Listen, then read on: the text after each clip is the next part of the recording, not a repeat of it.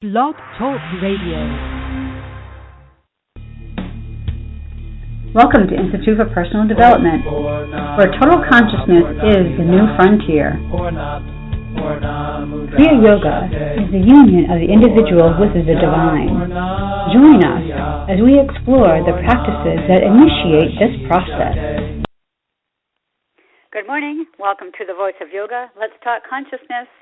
I am your hostess, Winton, and with me is Kenny Toy, also known as Swami Jayananda, founder of Institute for Personal Development, located here in Hampton, New Hampshire.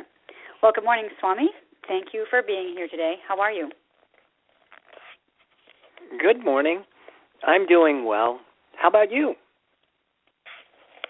I'm doing well as well, and this very chilly day here in Hampton, New Hampshire. Well, thank you, listeners, for tuning in.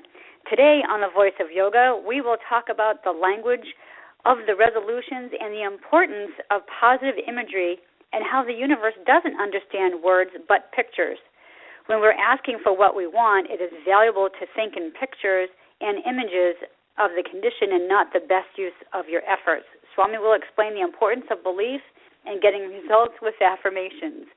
So, Swami, get us started. So what do we mean by the universe doesn't understand words but pictures? Yeah, the language of the universe is imagery. It doesn't understand English. It doesn't understand French. It understands pictures. So a big part of when you are doing a practice is to create images that are of a desired state, that you want to visualize, not necessarily just verbalize. So creating an image, having a picture in your mind is really valuable. Like one of the things when we are doing an asana class, one of the things I'm always telling students is to examine their bodies, because the body has tangible clues. The body will speak to you with, pain, discomfort, instability. But then the next part of the whole thing is examining your mind. And a lot of that is looking for our debilitating thoughts. Simple things, that I can't do this. I'm too weak. I'm too stiff. That type of imagery can be very debilitating. So the other aspect of the asana classes is literally finding these thoughts and then turning your mind to your creativity, your imagination, and replacing them with a new positive image. And when you are doing this, you want to create an image that, like I said, is of the positive. Like you don't want to use an image or even language that would be like, I'm not stiff. I'm not weak. The universe does not understand the negative. You can't just draw the picture and then put a circle with a line through it. That doesn't really kind of give you the change that you're trying to get. So to actually have a positive image that you will, using your breath and your mind, you literally bring the new image into the body. A big part of being able to affect change is we have to change the pattern of our bodies. You have to change, the change has to go on a cellular level. You have to record it, in other words. And so when you are doing the practice, one of the most important things is to keep the body comfortable. Because if your body feels threatened, then it's not receptive to information. But when the body is comfortable, it now is impressionable. That's one of the things we say. That's why television is so detrimental. People are sitting in a catatonic state. Studies show that we exert more energy sleeping than we do when we're watching television. But we're impressionable on a cellular level. And the problem is that we're being bombarded with all of this negative imagery. It's one of the things I always tell people, is you look at a pharmaceutical commercial. The first thing they do is they implant the suggestion that you have the symptom, which is optimal for them because you'll internalize the symptom. On an unconscious level, you'll continue to worry about the symptom. You'll manifest the undesired state, and then the next thing you know is you're going to need their product. So a big part of understanding how all of that is working is to reverse engineer it, so that when you are doing a asana practice, you want to keep your body comfortable, but you also want to keep your mind active and positive. Well, that's very interesting. So if I'm partaking in a asana class and I'm in a posture and I find discomfort in my right thigh, so I want to look for whatever that might represent to me. What is a thought that could be associated with, and then I would visualize my muscles lengthening, maybe strengthening, my bones supporting me. So I want to use all that positive imagery instead. And this is what I should be doing throughout the entire asana class, right? Yeah, to answer your question, it's exactly right. You want to, first of all, the posture should have procedure. Oftentimes there is going to be a collision between default muscle memory and what a posture is asking your body to do. Because most of us, we built our posture left to our own devices. See, asana means posture. So if the relationship between your muscles and your bones is not harmonious, that the bones aren't supporting you internally, then there's going to be a gripping effect in your muscles that will compensate for the bone's inability to do what it's designed to do. In the framework of doing a posture, though, you still want to maintain a certain level of comfort and awareness, because the intention is to lengthen and strengthen muscles, increase the range of motion at the articulation, and then transfer the workload over to the bones so that the muscles are just there to stabilize. In the framework of doing that, oftentimes, we don't have precision and alignment, so there's a lot of lengthening and strengthening that's going on. That's very different than if you actually have a symptom in your body, something that is directly associated with, let's say, for example, a thought pattern that's producing an undesirable condition in your body. And so the other part of that then is you not only examine the body, but then you have to start to examine the mind. Because any physiological symptom that you may have in your body has an inner subjective state that's creating it. So that's where you want to start to examine your mind and look for thoughts. And one of the things, like I had said earlier, because we are so collectively inundated with negative imagery through the media, and, just even conversation, most of the time, I have to block out a lot of conversations because that's what people are talking about is symptoms in their bodies, how things are going wrong in their lives. And if energy follows mind, we continue to manifest these unconditional states. Even say, for example, look at the largest growing industry in America is the medical industry, sickness. I think second to that is probably pharmaceuticals, and then maybe just below that it might be insurance. All of it, just preys on the simple fact that we are not going to be healthy, happy people. And so collectively, you can see, where this is leading us. But in order to fix it, to find solution to this, you have to understand how we're manifesting these undesirable states. You said that you have to turn yourself off when you hear, people talking about their negativity and their symptoms. So how does a person, like we're all trying to use yoga and use it in our everyday life. So if I ask somebody how they're doing and they respond with, "Oh, I woke up this morning and I have a bad cough and I can't breathe out my nose," and whatever. So how should we respond to those kinds of people? Well, again, one of the things I always say is offense is your best defense. I always try and bring the conversation back to what you are able to do. The fact that you're standing here, the fact that you can see me, that you can hear me. I mean, you're light years from somebody who can't get out of bed or somebody who has lost the use of vision or hearing. So constantly focusing and trying to build from what is there and maintaining, I want to say a positive attitude about what we have.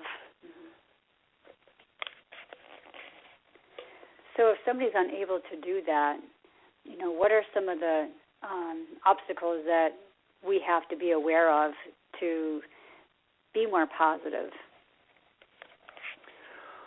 Well, again, to try and understand everything, being positive, what does that mean? Because for me, I have a very specific goal to this incarnation, this whole intention that I want to be a whole person. And so being positive to me means that I'm drawing from the right source of sustenance, from the right energy field. And then the trickle-down effect, and how is that going to benefit me on all of these different levels in order for me to maintain a certain position of strength. Also for me to always be able to shape my inner state to fit the demands of the world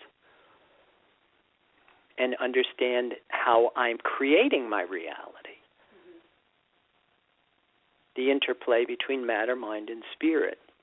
But when you're in an environment where you are being, for lack of a better word, tested, because people are bombarding you with all of this negative imagery, I find that by saturating the area with positive imagery, changing the conversation, moving it towards something that is more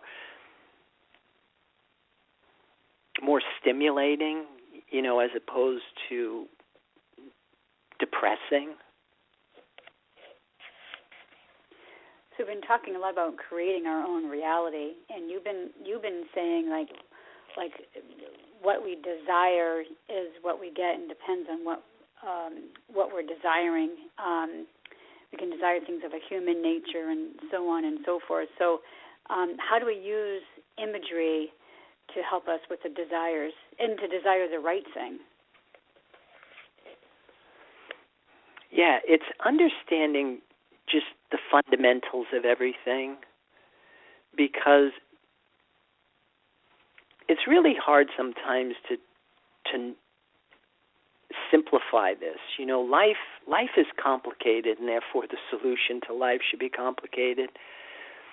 That, it's even, say, for example, if you look at the hero's journey, there are 12 labors.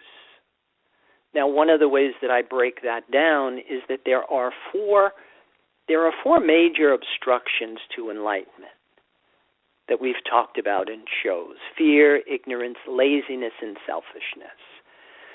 And so you have these four major obstructions, but we have to overcome them 3 times each. That brings you to your 12 labors. So say, for example, let's look at something like selfishness for beginners, because the zodiac begins with Aries, so fire. Fire is associated with the obstruction of selfishness. So the 3 labors that Hercules has to overcome with regard to this particular obstruction is the man-eating mares, the Nemean lion, and the Stemphylian birds. Now, the whole thing of selfishness is an interesting dynamic.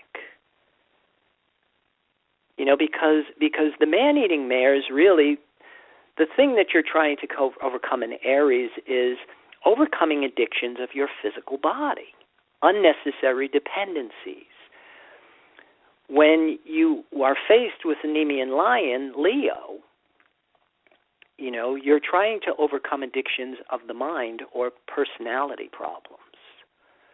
The whole thing of becoming inflated. Personal desire gets too big. And then the whole thing of overcoming the labor associated with Sagittarius, the Stemphylian birds, is the whole thing of overcoming addictions of the collective consciousness. It's our conceptual framework that also has to be re-altered. So a big part of overcoming selfishness, is that you have to overcome physically all your unnecessary dependencies. And the only way that we can do that is to refine ourselves and become dependent upon what it is that we really do need.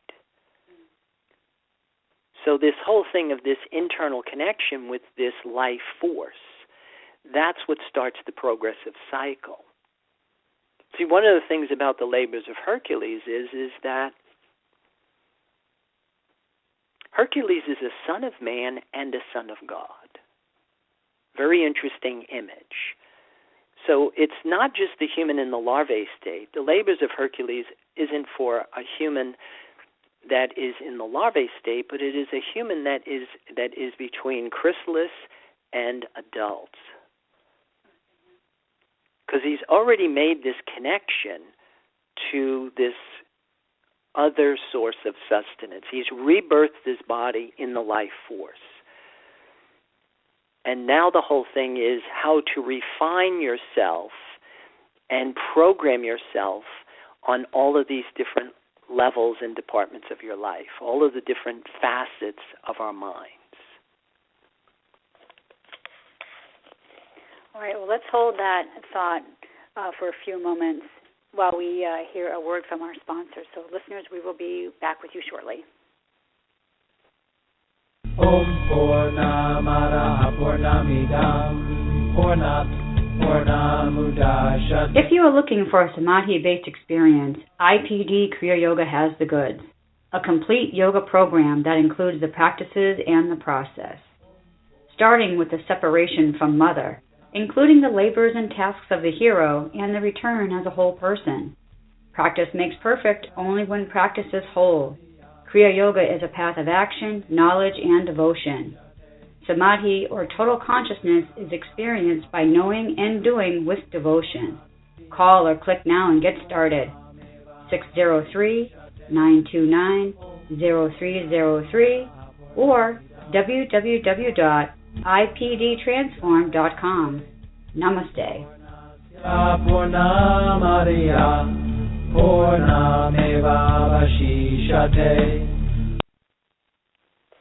Welcome back. For those of you just joining us, you're listening to The Voice of Yoga, and we are talking consciousness. So, Swami, I'd like to get back to talking about the body and about physical symptoms.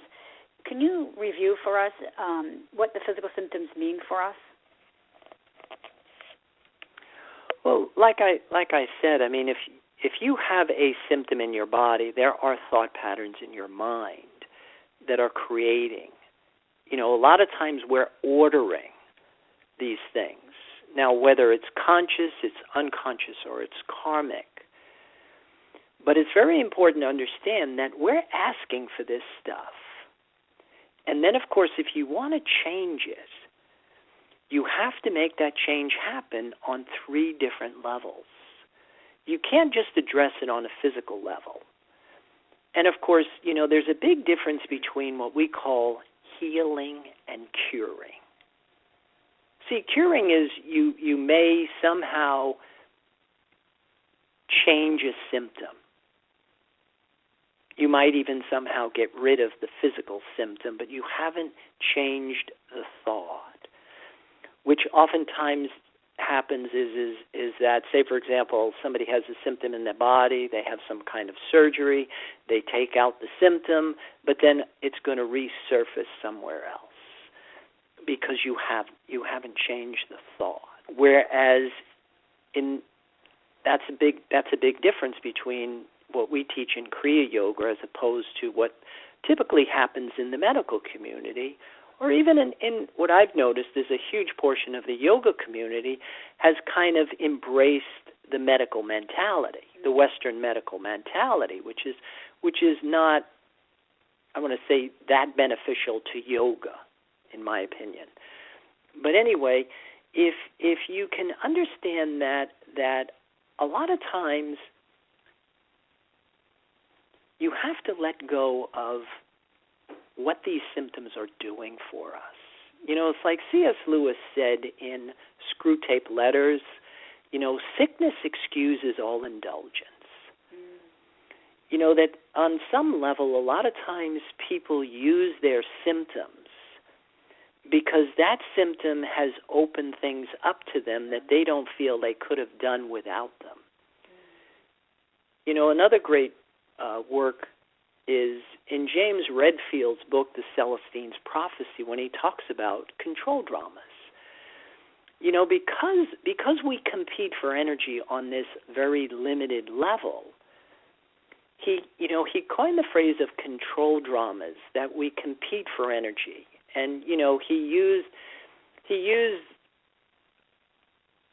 phrases, the different types of control dramas that we can employ. One was the intimidator. One was the interrogator. One was the I'm trying to think of the third one. The aloof. And then the fourth one was the poor me.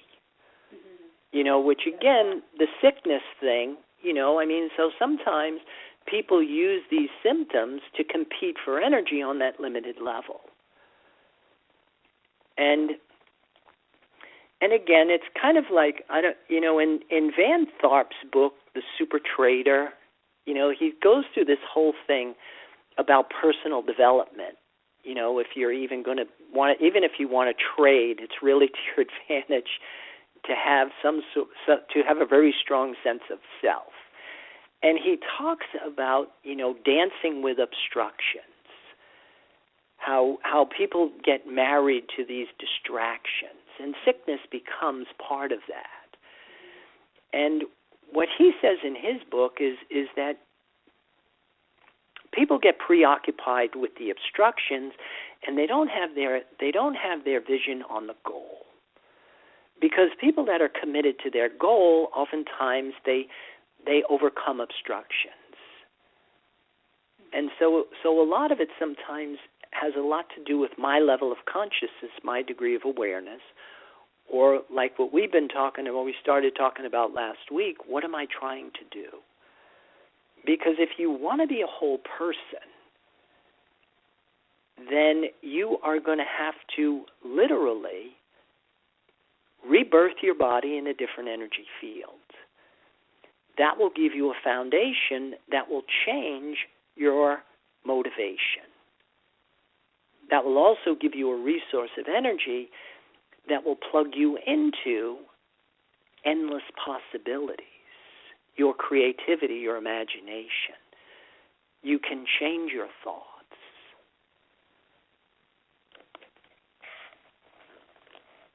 You reminded me of something I had read about a week or so ago, and the author was saying a good exercise to do would be to not have a negative thought or say anything negative for a whole week. And so say you went through today and you didn't say or think anything negative, but then tomorrow, you woke up and said, I can't do this. So that was a negative thought. Then you have to start your week all over again. Do you think that that's like an elementary exercise that maybe we could start with? Well, to answer your question, sure. That's what we would call in yoga skillful use of thought. Absolutely. And controlling your thoughts. not letting your mind just wander, go wherever it wants to go, or not letting yourself be influenced by anything that is, just being thrown out at you. It's one of the things you always used to talk about, the whole thing of having that guardian chi. Always having kind of like this positive aura that is actually deflecting all of this negative imagery that's coming at us. And by constantly generating a positive attitude, constantly turning to your creativity, your imagination, and infiltrating your life, coloring your life, making your life magical. That's a, what I call a, offensive thought exercise that you'll start to see will produce, tremendous results. So we don't want to use the word not. So if somebody says or can't, I can't do this, I can't walk up the stairs, we want to say, I am able to walk up the stairs, or I am becoming whatever it is we want to visualize ourselves. Am I correct in saying that? Well, to answer your question, yes. See, the whole thing is when you're using affirmations, when you are using words to associate you with images that you want to, like you said, you want to put them in a format that can be accessible. Like Louise Hay says in her book, You Can Heal Your Life, she recommends that you put your affirmations in the present. You say, I am able to walk up the stairs. But if you're standing there and you can't lift one leg up in front of the other one, then that would be met with, an observation that would be contradictory to what you're saying, and so it would be a conflict. What Kriyananda always recommended was to put affirmations in the progressive sense. Like you said, I am becoming. So if you try and lift your leg and it doesn't go, you can say, I am becoming stronger. I'm becoming more flexible. I am becoming more balanced. I'm becoming more enduring. Because then it won't be met with that conflict as you try and internalize the image on a mental level, and then start to visualize. Have your vision on goals.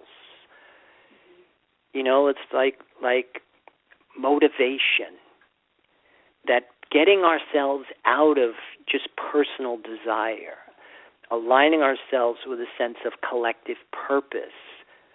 The word enthusiasm is really valuable. Well, thank you for that. Well, I guess it's about that time we got to start closing down our show today. So I invite the listeners to visit our website. You can follow us on Pinterest and Twitter and Facebook. Also available are the online classes that we have that you can access through the website. Be sure to keep those comments and questions and curiosities coming.